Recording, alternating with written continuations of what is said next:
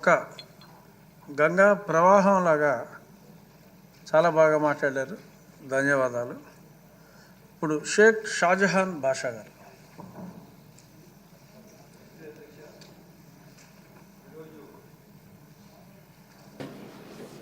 అయితే 2025-26 బడ్జెట్లో మన గౌరవనీయులు పెద్దలు రాష్ట్ర ముఖ్యమంత్రి నారా చంద్రబాబు నాయుడు గారి సూచనల మేరకు ఈ బడ్జెట్ ప్రవేశపెట్టిన మన మినిస్టర్ ఫర్ ఫైనాన్స్ కేశవల్ గారికి, అదేవిధంగా ఈ బడ్జెట్ దాదాపు 3,22,359 కోట్లతో ప్రవేశపెట్టారు. ఇది పూర్తి స్థాయిగా రాష్ట్ర మనుగడకు, రాష్ట్రానికి నిర్మాణం కోసం, రాష్ట్ర అభివృద్ధి కోసం ఈ బడ్జెట్ పూర్తిగా సహకరిస్తుంది. ఒక పక్క ఎస్సీ, ఎస్టీ, బీసీ మైనార్టీల కోసం 81,000 రూపాయలు ఒక్కసారిగా ఈ బడ్జెట్లో సంక్షేమం కోసం, మైనార్టీల అభివృద్ధి కోసం, ఎస్సీ, ఎస్టీల అభివృద్ధి కోసం, బీసీల అభివృద్ధి కోసం ఈరోజు ప్రవేశపెట్టారు. అదే క్రమంగా ఈరోజు ఎస్సీ, ఎస్టీ సబ్ ప్లాన్, గత 5 సంవత్సరాలు ఎస్సీ, ఎస్టీ సబ్ ప్లాన్ ఒక చట్టానికి పూర్తిగా వ్యతిరేకంగా ఆ నిధులన్నీ మళ్లించి ఆ చట్టానికే ఉల్లంఘించి చేసిన చరిత్ర గత ప్రభుత్వం. ఎక్కడ కూడా కానీ బాధ్యతగా ఈ ప్రభుత్వం గత 5 సంవత్సరాలు పనిచేయలేదు. ఈ ప్రభుత్వం ఒక ఆలోచనతో, ఏమంటే దోచుకోవాలా దాచుకోవాలనే ఒక ఆలోచనతో గత ప్రభుత్వం పనిచేసిందే కాక ఎక్కడ కూడా ప్రజల కోసం పనిచేసిన చరిత్ర లేదు. ఇదే కాకుండా ఒక ప్రైవేట్ లిమిటెడ్ కంపెనీ లాగా పనిచేశారు. ఎక్కడ కూడా కానీ ఇది ప్రజల ప్రభుత్వం కానీ ప్రజలతో నిర్మాణమైన ప్రభుత్వం లాగా పనిచేయలేదు. ఒక ప్రైవేట్ లిమిటెడ్ కంపెనీ ఏ విధంగా ఇష్టం వచ్చినట్లు ఏ విధంగా మిస్యూజ్ చేయడం, పూర్తిగా చెప్పాలంటే ఒక్కసారిగా ఈ ఎకానమీ సిస్టమే డిజార్డర్లో నడిచిందంటే గత 5 సంవత్సరాల నుంచి నడిచిందని చెప్పి నేను తెలియజేస్తున్నాను. ఇదే కాకుండా పూర్తి స్థాయిగా ఎక్కడ కూడా కానీ చూడండి, దాదాపు ఈరోజు ఈ ఏదైతే బడ్జెట్ ఉందో ఈరోజు ప్రవేశపెట్టిన బడ్జెట్ 3,22,000 కోట్ల బడ్జెట్ ఈ ఆంధ్ర రాష్ట్ర నిర్మాణం కోసం, ఆంధ్ర రాష్ట్ర అభివృద్ధి కోసం, ఆంధ్ర రాష్ట్ర ప్రజల మనుగడ కోసం, ఆంధ్ర రాష్ట్ర అన్ని ఓబీసీలు కానీ ఎస్సీ, ఎస్టీ, బీసీ మైనార్టీలు, కాపు, అది అన్ని విధాలుగా అభివృద్ధి చేయడానికి ఈరోజు ప్రత్యేక ప్రణాళికతో ముందుకు వస్తున్నారు. ఇదే కాకుండా మైనార్టీల ఒక దీంట్లో వచ్చింది 5,434 కోట్ల రూపాయలు మైనార్టీల కోసం ఇవ్వడం జరిగింది. ఇదే మైనార్టీల లాస్ట్ 5 ఇయర్స్లో సెంట్రల్ గవర్నమెంట్ దాదాపు ప్రధానమంత్రి ఆవాజ్ ప్రధానమంత్రి జన వికాస్ కార్యక్రమం ద్వారా ఇచ్చిన దాదాపు 232 కోట్ల రూపాయలు 5 సంవత్సరాలు వినియోగం చేయలేక జస్ట్ 18 కోట్లు వినియోగించారు. మిగతా 214 కోట్లు ల్యాప్సెస్తో ఆ డబ్బులు రిటర్న్ అయ్యడం జరిగింది. ఈరోజు ఎక్కడ కూడా కానీ వాళ్ళు చేసిన కార్యాచరణలో క్లారిటీ లేదు. ఎక్కడ ఏ ఇష్యూ జరిగినా కూడా, ఏ చూసినా కూడా కానీ, మీకు తెలుసో లేదో, మా ఏరియాలో కూడా ఎక్కడ కూడా కానీ ₹1 ఖర్చు పెట్టిన పాపానికి పోలేదు. ఎన్నో ఇష్యూస్లో వచ్చి ఒక క్లియర్ కట్ అడ్మినిస్ట్రేషన్ ఒకటే ఉండింది.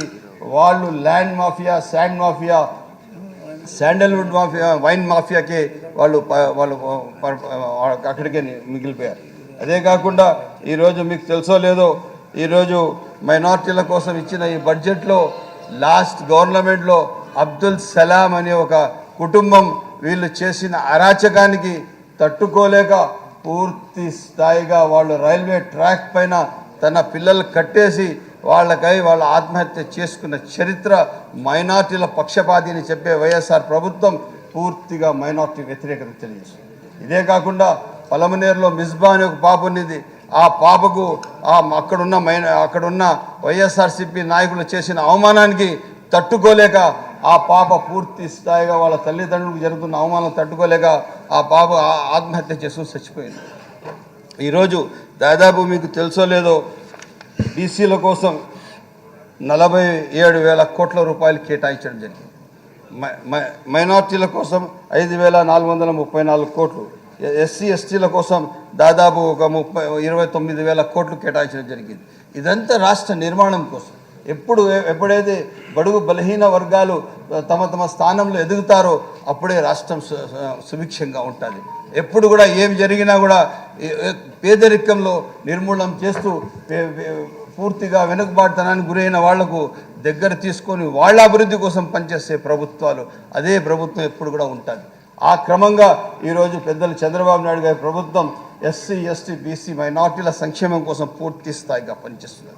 ఇవే కాకుండా ఈరోజు ఏదైతే డిపార్ట్మెంట్స్ ఉన్నాయో అన్ని డిపార్ట్మెంట్స్ సకాలంలో ఈరోజు పనిచేస్తున్నాయంటే పెద్దలు చంద్రబాబు నాయుడు గారు వచ్చిన తర్వాతనే. మీకు గత 5 సంవత్సరాలు ఎక్కడ కూడా కానీ R&B కానీ ఏ డిపార్ట్మెంట్స్ కూడా ఫంక్షనింగ్ చేసిన చరిత్ర లేదు. పూర్తి డిపార్ట్మెంట్స్ డీఫంక్ అయిపోయిన చరిత్ర గత 5 సంవత్సరాలు. ఇప్పుడు మీరు ఏ డిపార్ట్మెంట్ని తీసుకోండి తన కార్యాచరణ పనిచేసుకుంటూ వెళ్తున్నది. ఇదే కాకుండా ఈరోజు ఇరిగేషన్ గత 5 సంవత్సరాలు ఇరిగేషన్కి ఏమాత్రం ఫండ్స్ అలొకేషన్ లేదు. ఇప్పుడు ఇరిగేషన్ పనిచేస్తున్నది, డిపార్ట్మెంట్ పనిచేస్తున్నది, RWS పనిచేస్తుంది, పంచాయతీరాజ్ సకాలంలో ఉంది, R&B ఉంది. దాదాపు ఇప్పుడు R&B డిపార్ట్మెంట్కి 8,700 కోట్ల రూపాయలు ఒక అలొకేషన్ ఇచ్చారు. మీకు గుంతలు పూడ్చడానికి 800 కోట్ల రూపాయలు ఈ రాష్ట్రానికి ఇస్తే కూడా ఎక్కడ కూడా పూర్తి స్థాయిగా గుంతలు పూర్తి కాలేదంటే నేను ఒక మాట చెప్తున్నాను, ఇంకా రోడ్లన్నీ కంప్లీట్ చేయాలంటే ఎంత పెద్ద యాక్షన్ ప్లాన్ కావాలా, ఎంత పెద్ద డిజాస్టర్గా పనిచేశారు. ఎక్కడ కూడా కానీ రాష్ట్ర పురోగతి కోసం రాష్ట్ర ప్రజల కోసం పనిచేయలేదు. ఈ మధ్యకాలం 8 నెలల్లోనే మనకు ఒక పెద్ద డిజాస్టర్ వచ్చింది. ఆ డిజాస్టర్కి చాలా సమర్థవంతంగా గవర్నమెంట్ పెద్దలు చంద్రబాబు నాయుడు గారు ఎదుర్కొని దానికి ఒక ఇమ్మీడియట్గా ఒక యాక్షన్ ప్లాన్ పెట్టి ప్రజలకు ఆదుకున్న చరిత్ర పెద్దలు చంద్రబాబు నాయుడు గారిది. అదే కాకుండా ఈరోజు మీకు తెలియజేస్తున్నాను, ఈరోజు ప్రజలు సుభిక్షంగా ఉండాలా, ఒక మంచి పరిపాలన కావాలా అంటే ఈరోజు ఏదైతే ఉమ్మడి ప్రభుత్వం ఉంది దీంతోనే సాధ్యం. ఇది కాకుండా ఈరోజు గత 5 సంవత్సరాలు పనిచేసిన ప్రభుత్వంది ఏమాత్రం ప్రజా సంక్షేమం ప్రజా అవసరాల కోసం లేదు. ప్రజలకు పూర్తిగా వ్యతిరేక ప్రభుత్వం. వాళ్ళ ఆలోచన వాళ్ళ ఆకాంక్ష ఒకటే, ఏమి దాచుకోవాలని చెప్పి ఒక కార్యాచరణతో వచ్చారు. దాదాపు 1,00,000 కోట్ల రూపాయలు స్కామ్స్ వెళ్ళారు. అదేవిధంగా ఈరోజు మీకు తెలియజేస్తున్నాను, ఎక్కడ ఏ అవసరం ఉన్నా కూడా సకాలంలో నిత్యం. ఇప్పుడు చూడండి 1వ తేదీ మొన్న జీడి నెల్లూరుకి పెద్దలు చంద్రబాబు నాయుడు గారు వచ్చారు.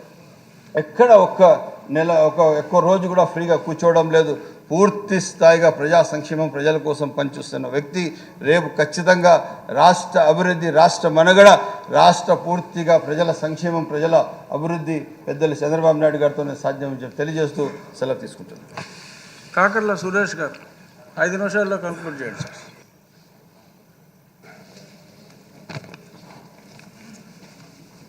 ధన్యవాదాలు అధ్యక్ష.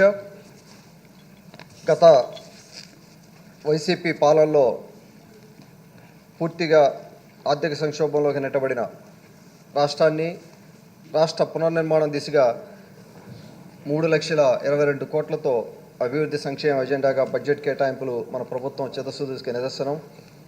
ఈ సందర్భంగా రాష్ట్ర ముఖ్యమంత్రి వర్యులు శ్రీ నారా చంద్రబాబు నాయుడు గారికి, ఉప ముఖ్యమంత్రి శ్రీ పవన్ కళ్యాణ్ గారికి